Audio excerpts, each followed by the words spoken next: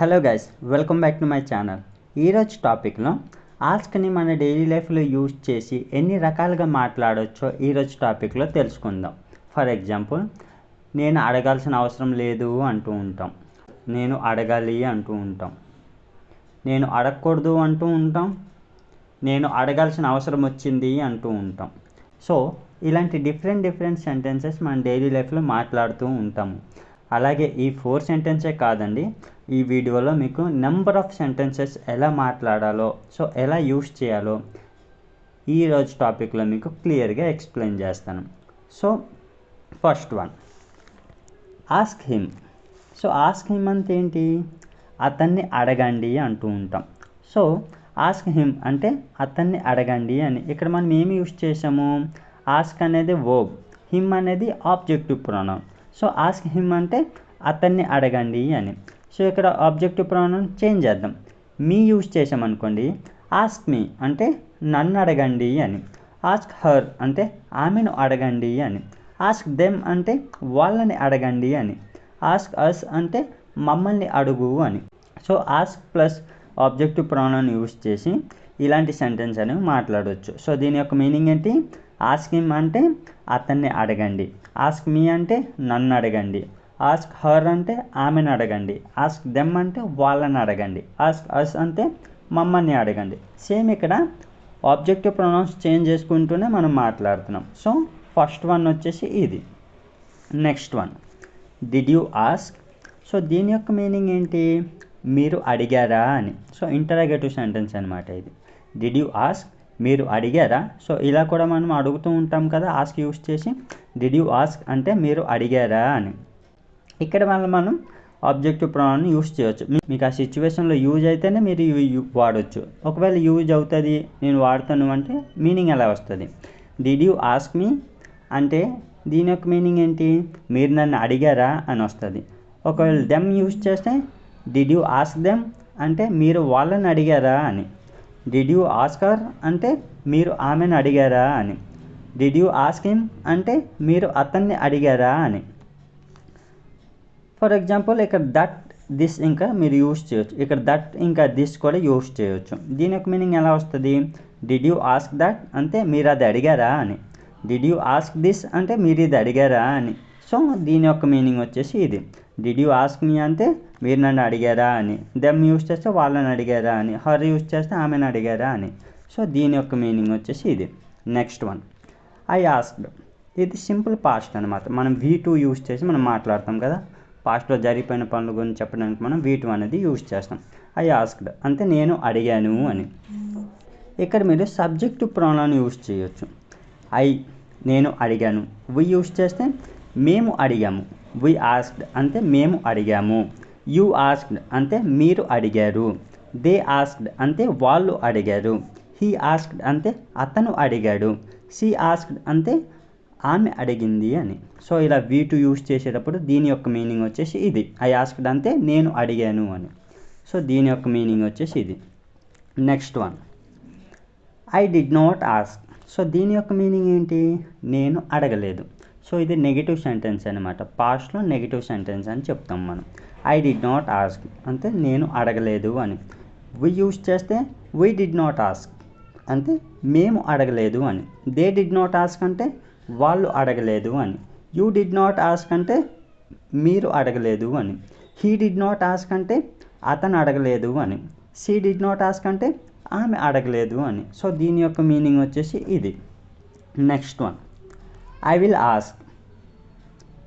Will అనేది మనం జనరల్గా ఎప్పుడు యూస్ చేస్తాం? ఫ్యూచర్లో చేయబోయే పనుల గురించి చెప్పడానికి మనం విల్ అనేది యూస్ చేస్తాం. So I will ask tomorrow. ఇక్కడ ఐ విల్ ఆస్క్ టుమారో అంటే నేను రేపు అడుగుతాను అని. సో ఇక్కడ చూడండి, వి యూస్ చేస్తే వి విల్ ఆస్క్ టుమారో అంటే మేము రేపు అడుగుతాము అని. దే విల్ ఆస్క్ టుమారో అంటే వాళ్ళు రేపు అడుగుతారు అని. యూ విల్ ఆస్క్ టుమారో అంటే మీరు రేపు అడుగుతారు అని. హీ విల్ ఆస్క్ టుమారో అంటే అతను రేపు అడుగుతాడు అని. సో ఇలా మీరు మాట్లాడవచ్చు. Next one, will you ask. So ఇదేంటి? ఫ్యూచర్కి ఇంటరాగేటివ్ సెంటెన్స్ అనమాట. విల్ యూ ఆస్క్ అంటే మీరు అడుగుతారా అంటూ ఉంటాం కదా మనం. మీరు రేపు అడుగుతారా అంటే will you ask tomorrow. Will you ask tomorrow అంటే మీరు రేపు అడుగుతారా అని.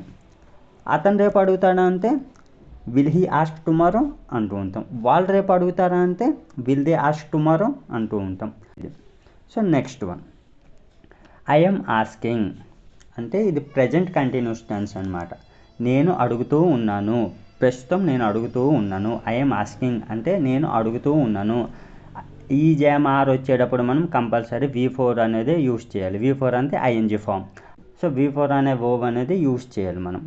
ఐఎమ్ ఆస్కింగ్ అంటే నేను అడుగుతూ ఉన్నాను. వీఆర్ ఆస్కింగ్ అంటే మేము అడుగుతూ ఉన్నాము. దే ఆర్ ఆస్కింగ్ అంటే వాళ్ళు అడుగుతూ ఉన్నారు. యు ఆర్ ఆస్కింగ్ అంటే మీరు అడుగుతూ ఉన్నారు. హీ ఈజ్ ఆస్కింగ్, ఇక్కడ హీ వచ్చేటప్పుడు ఈ యూజ్ చేయాలి. హీ ఈజ్ ఆస్కింగ్ అంటే అతను అడుగుతూ ఉన్నాడు. షీ ఈజ్ ఆస్కింగ్ అంటే ఆమె అడుగుతూ ఉంది. సో ఇలా ఇది పాజిటివ్ సెంటెన్స్ అనమాట. సో దీనికి మనం నెగిటివ్ సెంటెన్స్ ఉంటుంది. మనకి next negative sentence, I'm not asking అంటే నేను అడగడం లేదు అని. హీ ఈజ్ నాట్ ఆస్కింగ్ అంటే అతను అడగడం లేదు అని. దే ఆర్ నాట్ ఆస్కింగ్ అంటే వాళ్ళు అడగడం లేదు అని. సో ఇలా పాజిటివ్ చెప్పొచ్చు, నెగిటివ్ కూడా చెప్పొచ్చు. సో ఇలా కూడా మనం మాట్లాడుతూ ఉంటాం కదా. సో దీని యొక్క మీనింగ్ వచ్చేసి ఇలా ఉంటుంది. Next one, I can ask. So I can ask అంటే నేను అడగగలను అని. నేను వాళ్ళని అడగగలను అంటే మనం ఏం చేయొచ్చు, ఐ కెన్ ఆస్క్ దెమ్ అనవచ్చు. ఓకేనా. నేను అతన్ని అడగగలను అంటే ఐ కెన్ ఆస్క్ హిమ్ అనవచ్చు. సో ఇక్కడ మళ్ళీ ఐ కెన్ ఆస్క్ అంటే నేను అడగగలను అని. ఇక్కడ మీరు సబ్జెక్టివ్ ప్రొనౌన్ కూడా యూస్ చేయొచ్చు. వీ కెన్ ఆస్క్ అంటే మేము అడగగలము. దే కెన్ ఆస్క్ అంటే వాళ్ళు అడగగలరు. సో కెన్ వచ్చేటప్పుడు గలను వస్తుంది. సో కెన్ యూస్ చేసేటప్పుడు ఇలాంటి సెంటెన్స్ అనేవి వస్తాయి. Next one, can you ask. So ఇది ఇంటరాగేటివ్ సెంటెన్స్ అనమాట. కెన్ యూ ఆస్క్ అంటే మీరు అడగగలరా అని. కెన్ దే ఆస్క్ అంటే వాళ్ళు అడగగలరా అని. కెన్ హీ ఆస్క్ అంటే అతను అడగగలడా అని. సో ఇలా పాజిటివ్ ఇంటరాగేటివ్ సెంటెన్స్ అనమాట. కెన్ యూ ఆస్క్ అంటే ఏంటి, మీరు అడగగలరా అని. సో దీని యొక్క మీనింగ్ వచ్చేసి ఇది. Next one, you cannot ask. So దీని యొక్క మీనింగ్ ఏంటి, మీరు అడగలేరు అంటూ ఉంటాం కదా మనం జనరల్గా. మీరు అడగలేరు అంటూ ఉంటాం కదా. సో యూ కెనాట్ ఆస్క్ అంటే మీరు అడగలేరు అని. వాళ్ళు అడగలేరు అంటే దే కెనాట్ ఆస్క్. అతను అడగలేడు అంటే హీ కెనాట్ ఆస్క్. సో కెనాట్ని యూస్ చేసి చేయలేము, అడగలేము. సో కెనాట్ యూస్ చేస్తే అడగలేము, వాళ్ళు అడగలేరు, మేము అడగలేము, మీరు అడగలేరు. సో ఇలాంటి మీనింగ్ వస్తుంది అనమాట. సో దీని యొక్క మీనింగ్ వచ్చేసి ఇది. Next one, I could ask నేను అడగగలిగాను అని. సో కెన్ అంటే అడగగలను, కుడ్ అంటే అడగగలిగాను. వీ కుడ్ ఆస్క్ అంటే మేము అడగగలిగాం. యూ కుడ్ ఆస్క్ అంటే మీరు అడగగలిగారు. సో కుడ్ యొక్క మీనింగ్ ఏంటి, అడగగలిగాను, అడగగలిగాము, అడగగలిగారు, అడగగలిగింది, అడగగలిగాడు. సో ఇలాంటి మీనింగ్ వస్తుంది అనమాట. సో దీని యొక్క మీనింగ్ వచ్చేసి ఇది. Next one, he could not ask. So దీని మీనింగ్ ఏంటి, కుడ్ అంటే అడగగలిగాడు, కుడ్ నాట్ అంటే అడగలేకపోయాడు. హీ కుడ్ నాట్ ఆస్క్ అంటే అతను అడగలేకపోయాడు అని. వీ కుడ్ నాట్ ఆస్క్ అంటే మేము అడగలేకపోయాము అని. దే కుడ్ నాట్ ఆస్క్ అంటే వాళ్ళు అడగలేకపోయారు అని. షీ కుడ్ నాట్ ఆస్క్ అంటే ఆమె అడగలేకపోయింది అని. సో దీని యొక్క మీనింగ్ వచ్చేసి ఇది. Next one, he might ask. దీని యొక్క మీనింగ్ ఏంటి, మైట్ అనేది మనం ఎప్పుడు యూజ్ చేస్తాం అంటే అతను అడగవచ్చు అని. సబ్జెక్టివ్ ప్రొనౌన్ చేంజ్ చేస్తే ఐ మైట్ ఆస్క్ అంటే నేను అడగవచ్చు, దే మైట్ ఆస్క్ అంటే వాళ్ళు అడగవచ్చు. సో మీకు సిచ్యువేషన్కి తగ్గట్టు మీరు యూజ్ చేయొచ్చు. సో దీనికి మనం నెగిటివ్ సెంటెన్స్ ఏమొస్తుంది, హీ మైట్ నాట్ ఆస్క్ అతను అడగకపోవచ్చు. ఐ మైట్ నాట్ ఆస్క్ నేను అడగకపోవచ్చు. దే మైట్ నాట్ ఆస్క్ వాళ్ళు అడగకపోవచ్చు. షీ మైట్ నాట్ ఆస్క్ ఆమె అడగకపోవచ్చు. సో మైట్ ఇంకా మైట్ నాట్ని యూజ్ చేసి ఆస్క్ని ఇలా మాట్లాడవచ్చు. Next one, I should ask. So I should ask అంటే నేను అడగాలి. వీ షుడ్ ఆస్క్ అంటే మేము అడగాలి. యూ షుడ్ ఆస్క్ అంటే మీరు అడగాలి. సో షుడ్ వచ్చేటప్పుడు మనకి మీనింగ్ ఇలా వస్తుంది అనమాట. Next one, should I ask నేను అడగాల. సో ఇది షుడ్కి పాజిటివ్ ఇంటర్గేటివ్ సెంటెన్స్ అనమాట. షుడ్ ఐ ఆస్క్ అంటే నేను అడగాల. సో ఇలాంటి సెంటెన్స్ వస్తుంది. సో ఇలాంటి మీనింగ్ వస్తుంది. షుడ్ ఐ ఆస్క్ అంటే నేను అడగాల. షుడ్ వి ఆస్క్ మేము అడగల, షుడ్ యు ఆస్క్ మీరు అడగల, షుడ్ దే ఆస్క్ వాళ్ళు అడగల. సో ఇలాంటి మీనింగ్ వస్తుంది అన్నమాట. ఇది ఇంటరాగేటివ్ సెంటెన్స్ అనమాట. సో షుడ్ ఐ ఆస్క్ అంటే ఏంటి, నేను అడగల అని. Next one, I should not ask, నేను అడగకూడదు అని. ఎక్స్ట్రా వర్డ్ ఏమైనా యూస్ చేయాలంటే లైక్ దట్ అని మీరు యూస్ చేయొచ్చు. I should not ask like that అంటే నేను అలా అడగకూడదు అని. We should not ask like that అంటే మేము అలా అడగకూడదు అని. You should not ask like that అంటే మీరు అలా అడగకూడదు అని.